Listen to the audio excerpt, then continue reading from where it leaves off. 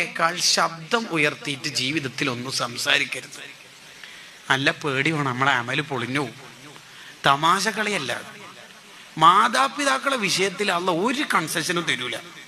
അതുകൊണ്ടാണ് അള്ളാഹ് ഇബാദത്ത് എന്ന് പറഞ്ഞ ഉടനെ തന്നെ അത് ആ വിഷയം അള്ളാഹ് പറയും.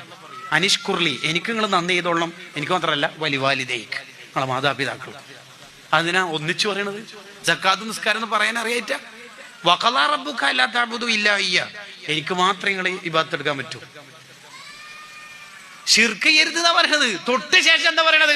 വബിൽ വാലിദൈനി ഇഹ്സാനാ, മാതാപിതാക്കൾക്ക് ഗുണം ചെയ്യണം. ഈ ആയത്തിനെ വിശദീകരിച്ചുകൊണ്ട് ഇബ്നു അബ്ബാസ് റളിയല്ലാഹു അൻഹുമ പറയുന്നുണ്ട്, ഒന്നില്ലെങ്കിൽ മറ്റേത് അള്ളാഹ്ക്ക് ആവശ്യമില്ല എന്നാണ് ഇതിന്റെ അർത്ഥം. എന്താണ് ഇതിന്റെ ഗൗരവം? നമുക്ക് തോന്നുന്ന പോലെ ജീവിക്കലല്ല ഇസ്ലാം. ഇസ്ലാം പറഞ്ഞ അനുസരിച്ച് ജീവിക്കുമ്പോഴാ ഒരു മുസ്ലിം രൂപപ്പെടുക.